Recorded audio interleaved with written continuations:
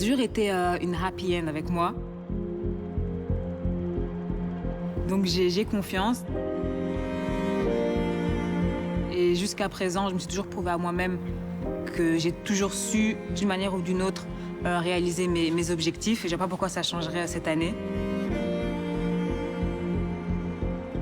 Et que là, voilà, la prépa n'est pas comme prévu. Mais pour le moment, ça ne change rien au fait que la finalité pourra en fait être tout aussi belle.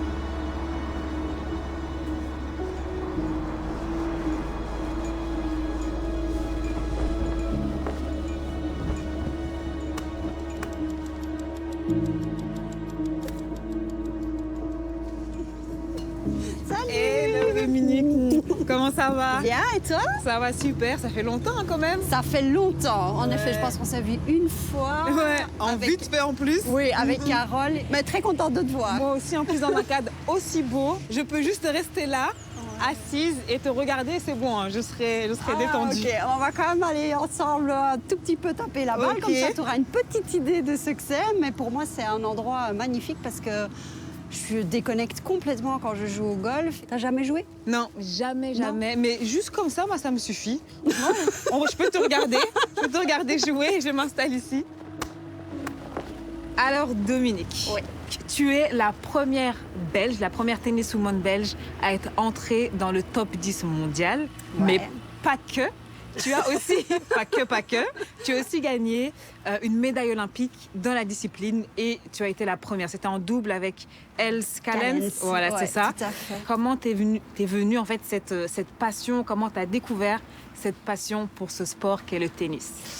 En fait, j'étais baignée depuis que j'étais toute petite dans le tennis parce que mes parents et ma sœur jouaient au tennis, c'était des joueurs de club.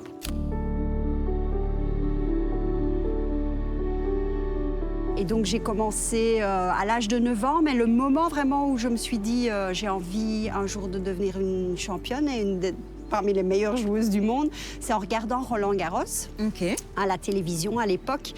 Et j'étais super fan d'une joueuse qui s'appelle Chris Evert-Lloyd. Et en fait, c'était mon rêve, c'était comme elle, devenir une championne. Et donc c'est ça en fait qui m'a titillée dès le départ. Et puis j'ai très vite, après quelques mois d'entraînement, fait mes premiers tournois. J'ai très bien joué dès le départ. Et au fur et à mesure, je me suis dit pourquoi pas en faire son métier et de devenir professionnelle. Au début, même la fédération n'était pas tout à fait convaincue que j'étais assez bonne. Comme quoi? C'était aussi vers l'âge de 14 ans. Il y avait le directeur technique de l'époque qui était venu me voir et qui avait dit non, mais avec ton service, tu vas jamais y arriver. Et donc, j'ai pas eu d'aide financière à ce moment-là. Et je me suis dit, la seule manière, quelque part, de lui montrer qu'il avait tort, c'était de gagner. Donc, c'était ma seule arme, gagner. Massive success. Voilà. Et à 15 ans, j'étais championne de Belgique et j'étais la meilleure de ma catégorie d'âge. Et là, c'est la fédération qui a décidé d'investir et de me donner les moyens pour pouvoir y arriver. Mais ça, quelque part, je lui en veux, entre guillemets, parce que je trouve que c'était pas correct. Mais d'un autre côté, c'était peut-être aussi pour moi un stimulus pour me donner vraiment cette envie de lui prouver en fait qu'il avait tort par rapport à sa décision. Et donc, je pense que c'est peut-être aussi quelque chose de positif parce que ça m'a permis aussi quelque part de rebondir, tu vois, quand on parle de résilience mentale chez les sportifs. Je pense que dès un plus jeune âge, j'ai été amenée déjà à être très résiliente et c'est ce qui m'a aidée après dans ma carrière. On va aller découvrir quelque chose de différent, en tout cas pour moi. J'espère que ce ne sera pas trop dur. On va faire du golf, c'est ça? Alors, comme je sais que tu faut absolument pas que tu te blesses avant les Jeux Olympiques, je me suis dit, on va faire la partie du golf la plus sûre pour toi. Okay. C'est-à-dire que tu vas pas devoir taper avec un club où tu risques de te blesser. Et donc, on va faire du mini-golf. Okay. Et puis peut-être tu vas te dire, je suis là, je m'amuse bien, c'est un truc pour moi. On sait jamais. Bah, on peut y aller, du coup. Super. Bon, on va essayer de trouver un endroit un petit peu plat. Peut-être ici, c'est bien. OK. Alors voilà. Alors ici, tu as ta ligne. Ouais. Alors tu as le trou et tu essayes de mettre la ligne, en fait, dans la ligne. OK. Voilà. Et maintenant, tu peux faire un mouvement. Voilà. Easy. Easy, hein, je t'ai dit. Et puis là, attends, je vois pas bien la ligne. Voilà. Ouais. Tu peux mettre la ligne, soit tu mets la ligne de la balle, soit tu mets la ligne qui se trouve derrière ton club. Et puis tu pars, tu fais un petit mouvement. Voilà. Et maintenant, tu retapes une deuxième fois. Mais allez, maintenant que je veux absolument qu'elle rentre. Tu fais un petit mouvement de balancier, voilà. Presque. On a dit c'est pas une compétition, Cynthia. C'est ça, exactement. Pour décompresser. Exactement. Non. Donc tu sais que tu dois taper un tout petit peu plus fort. Ça c'est fort. Là c'est trop fort. On sait que tu as gagné une médaille olympique à Sydney en 2000. Donc c'était en double, c'est ça? Oui, avec Else Callens. Pour moi, les Jeux Olympiques, c'est un truc que je regardais toujours. OK. Donc j'étais hyper fan. Comme disais, parfois tu te visualises et je me visualisais aussi sur ce podium et je me disais, qu'est-ce que j'aimerais bien aussi un jour être sur ce podium. Alors que le tennis, à l'époque, n'était pas encore un sport olympique parce que c'est arrivé après. Et donc ça a été un projet avec Else pendant 1 an. Je lui ai proposé l'année d'avant, fin de l'année, de jouer ensemble, en fait, les Jeux Olympiques.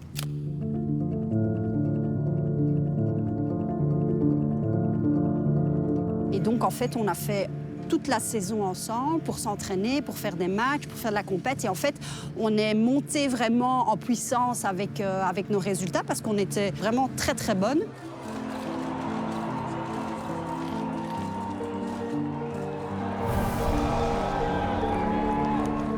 Donc c'est là où on s'est vraiment rendu compte qu'on a vraiment une chance de remporter une médaille. Bien. Les seuls à l'époque qui étaient compliqués, c'était les sœurs Williams, avec Serena et Vénus. Et on s'était dit... C'est une athlète préférée d'ailleurs, Serena. Et donc on les a joués en demi-finale. Et donc on a joué pour la 3e et 4e place.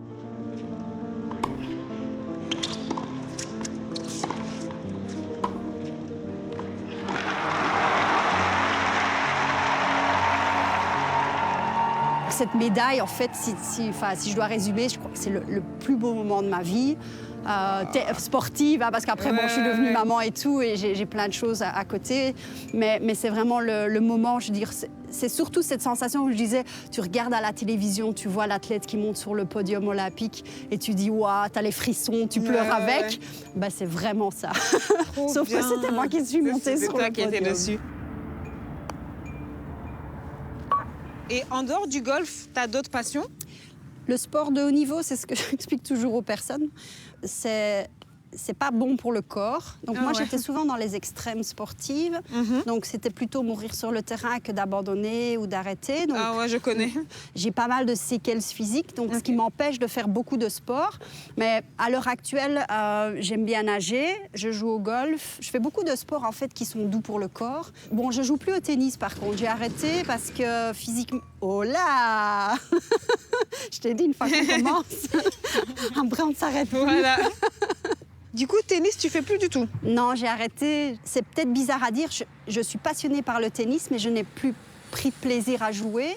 Et quand le plaisir il est parti pour moi, et puis depuis ça n'a plus de sens, il n'y a pas d'objectif. Et puis le corps ne me le permet pas, donc j'ai toujours mal 2-3 jours après. Donc ce qui fait que je joue très peu, ou alors je joue avec des personnes. Enfin, je ne joue pas avec tout le monde non plus, parce que sinon, si je dis je veux bien jouer avec n'importe qui, après, je reçois 150 messages. On aimerait bien jouer avec toi. Mais donc, je ne joue plus vraiment. Tu joues plus vraiment? Non, je joue plus vraiment. Donc, j'ai arrêté.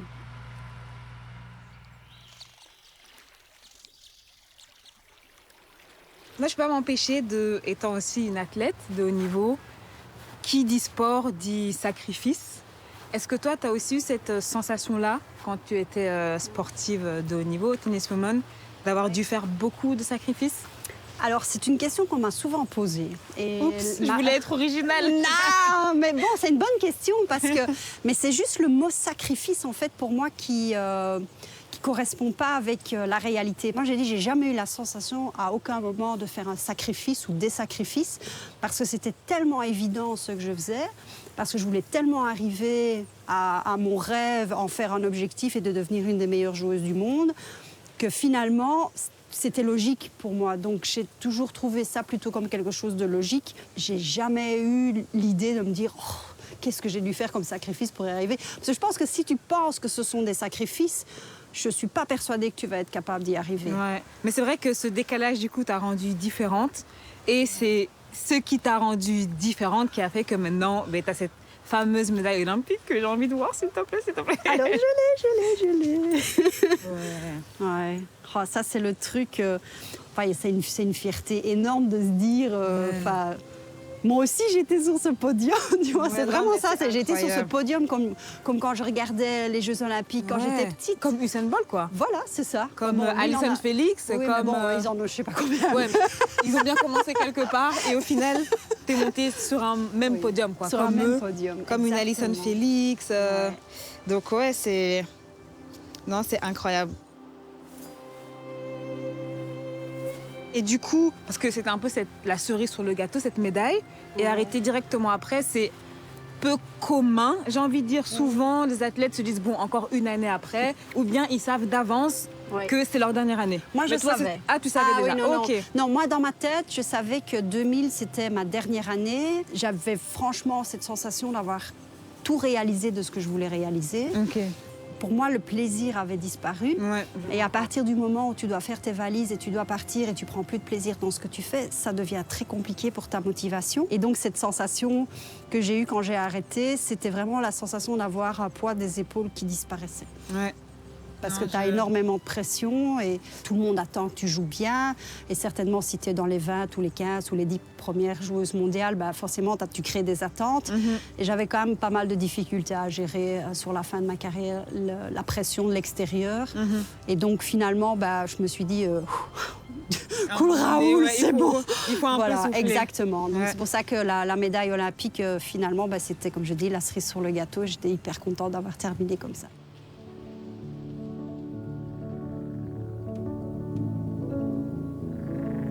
Et merci en tout cas pour cet échange, c'était trop bien. On a fait notre fameuse balade dont j'ai tant voulu.